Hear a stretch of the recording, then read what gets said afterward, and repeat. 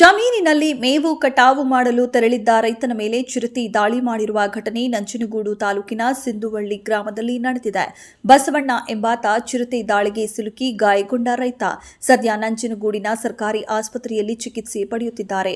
ಬೆಳಗ್ಗೆಯಿಂದ ಸರಿಸುಮಾರು 4 ಗಂಟೆಯವರೆಗೂ ನಮ್ಮ ಜಮೀನಿನಲ್ಲಿ ಜಾನುವಾರುಗಳನ್ನು ಮೇಯಿಸಿ ಮನೆಗೆ ತೆರಳುವ ಸಮಯದಲ್ಲಿ ಮೇವು ಕಟಾವು ಮಾಡಲು ಜಮೀನಿನ ಒಳಭಾಗಕ್ಕೆ ತೆರಳಿದಾಗ ಏಕಾಏಕಿ ಅಡಗಿ ಕುಳಿತಿದ್ದ ಚಿರತೆ ಎಗರಿ ದಾಳಿ ಮಾಡಿದೆ. ರೈತ ಜೋರಾಗಿ ಕಿರುಚಾಡಿಕೊಂಡಿದ್ದರಿಂದ ಗಾಬರಿಗೊಂಡ ಚಿರತೆ ರೈತನನ್ನ ಬಿಟ್ಟು ಓಡಿದೆ. ಸದ್ಯ ರೈತ ಬಸವಣ್ಣ ಪ್ರಾಣಾಪಾಯದಿಂದ ಪಾರಾಗಿದ್ದು ಆಸ್ಪತ್ರೆಯಲ್ಲಿ ಚಿಕಿತ್ಸೆ ಪಡೆಯುತ್ತಿದ್ದಾರೆ. ಇನ್ನು ತಾಲೂಕಿನ ಸಿಂದುವಳ್ಳಿ ಗ್ರಾಮದ ಸುತ್ತಮುತ್ತ ಚಿರತೆ ಮತ್ತು ಕಾಡು ಪ್ರಾಣಿಗಳ ಕಾಟ ಹೆಚ್ಚಾಗಿದೆ. ಅರಣ್ಯ ಇಲಾಖೆ ಅಧಿಕಾರಿಗಳು ಎಚ್ಚೆತ್ತು ಚಿರತೆ ಸೆರೆ ಹಿಡಿಯುವಂತೆ ಗ್ರಾಮಸ್ಥರು ಮತ್ತು ಸಂಘಟಕರು ಆಗ್ರಹಿಸಿದ್ದಾರೆ. ಮೇವು ಕಟ್ ಮಾಡೋಕ್ಕಾಗ್ತಿಲ್ಲ. ಅವಾಗ ಮೇವಿನೊಳಗೆ ಎತ್ತು ನೋಡಲಿಲ್ಲ ನಾನು. ಅವಾಗ ಅಟ್ಯಾಕ್ ಮಾಡ್ತೀನಿ. ನಾನು ಓಡ್ ಬಂದ್ಬಿಟ್ಟು ಅಟ್ಯಾಕ್ ಮಾಡ್ತೀವಿ. ನೀವು ಒಬ್ಬರೇ ಇದ್ದೀರಾ? ಒಬ್ಬರಿಗೆ ಅವನು ಇದ್ದ.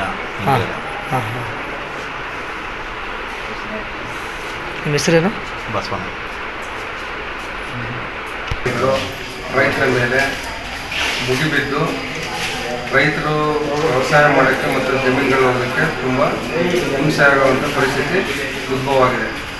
ಈ ವಿಚಾರವನ್ನು ಅರಣ್ಯ ಇಲಾಖೆ ಮತ್ತು ಶಾಸಕರ ಗಮನಕ್ಕೆ ನಂಜನಗೂಡು ತಾಲೂಕಿನಾದ್ಯಂತ ಎಲ್ಲ ರೈತರು ಕೂಡ ಮುಗಿಸಿದ್ದಾರೆ. ಆದರೂ ಇಂಥ ಘಟನೆಗಳು ಮತ್ತೆ ಮತ್ತೆ ಮರುಕಳಿಸ್ತಾ ಇರೋದು ದುರ್ದೈವ. ಇವತ್ತು ಸಿಂಧವಳ್ಳಿಯ ಗ್ರಾಮದಲ್ಲಿ ಬಸವಣ್ಣ ಎಂಬ ರೈತ ತನ್ನ ಜಮೀನಿನಲ್ಲಿ ಮೇವು ಕಡ್ಡಿಯನ್ನು ಕುಯ್ಲಿಕ್ಕೆ ಹೋಗಿದಾಗ ಚಿರತೆ ಒಂದು ಸುಮಾರು 4-4:30 ಸಂದರ್ಭದಲ್ಲಿ ಅವ್ರ ಮೇಲೆ ದಾಳಿ ಮಾಡಿದೆ. ದಾಳಿ ಮಾಡಿದ ತಕ್ಷಣಕ್ಕೆ ಸದ್ಯ ಅವನು ಅಲ್ಲಿಂದ ತಪ್ಪಿಸ್ಕೊಂಡು ಓಡ್ ಬಂದಿದ್ದಾನೆ. ಸಣ್ಣ ಪುಟ್ಟ ಗಾಯ ಆಗಿದೆ. ಪ್ರಾಣಕ್ಕೇನು ಅಪಾಯ ಆಗಿಲ್ಲ. ಆದರೆ ಅರಣ್ಯ ಇಲಾಖೆ ಇದನ್ನು ಎಚ್ಚೆತ್ಕೊಂಡು ಮುಂಚೆ ಬೋನ ಇಟ್ಟಿದ್ದಂತ ರೈತರು ಗಮನಕ್ಕೆ ಹೇಳಿದಾಗ ಅಂದರೆ ಆ ಸಂದರ್ಭದಲ್ಲಿ ಆ ಚಿರತೆ ಬಿದ್ದಿಲ್ಲ, ಬಿದ್ದಿಲ್ಲ. ಆದರೆ ಹಿಡಿದ ಮಧ್ಯೆ ಸ್ವಲ್ಪ ದಿನ ಹಿಂದೆ ಇವತ್ತು ರೈತರ ಮೇಲೆ ಅಟ್ಯಾಕ್ ಮಾಡಿದೆ.